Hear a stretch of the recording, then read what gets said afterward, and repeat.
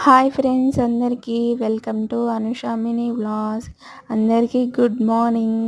ఇవాళ బాదుషా చేయబోతున్నాను.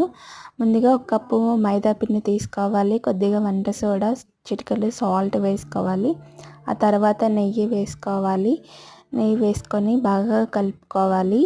నాకు నెయ్యి సరిపోలేదు, కొద్దిగా నెయ్యి వేసుకొని బాగా కలుపుకున్నాను. మన దగ్గర నెయ్యి లేకపోయినా డాల్డావైనా వేసుకొని కలుపుకోవచ్చు. ఇలా ముద్దకి రావాలి పిండి అంతా. ఇలా వస్తే బాదుషా చాలా సాఫ్ట్గా వస్తుంది. అలా రావాలండి, బాగా మనకి సాఫ్ట్గా వస్తుంది. కొన్ని వాటర్ వేసుకొని చపాతీ పిండిలా కలుపుకొని పక్కన పెట్టుకోవాలండి.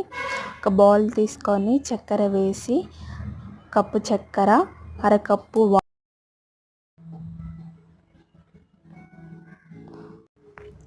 అరకప్పు వాటర్ వేసుకొని బాగా కలుపుకోవాలండి.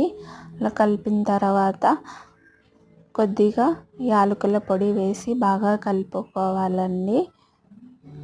కలుపుకొని చక్కెర పాకం పక్కన పెట్టేసుకోవాలి. తర్వాత ఈ అరగంట నానిన పిండిని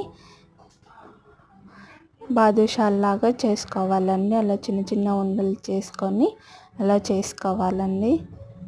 అన్నీ చేసుకొని పక్కన ప్లేట్లో పెట్టేసుకున్నాను. అలా చేసుకొని పక్కన పెట్టేసుకున్నాను. ఆయిల్ హీట్ లో మీడియంలో ఉండాలి. బాగా హీట్ అయిన తర్వాత వేస్తే బాదుషా మాడిపోయిద్ది. అందుకని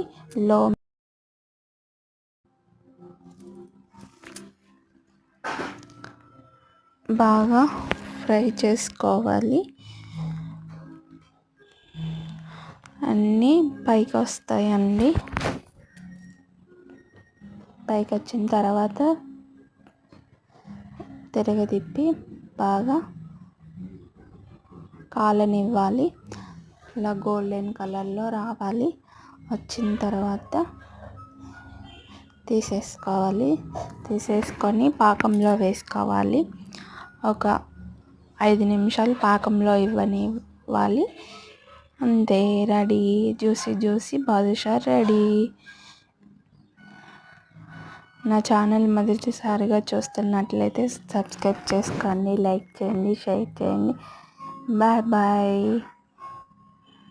బాదుషా చాలా సాఫ్ట్గా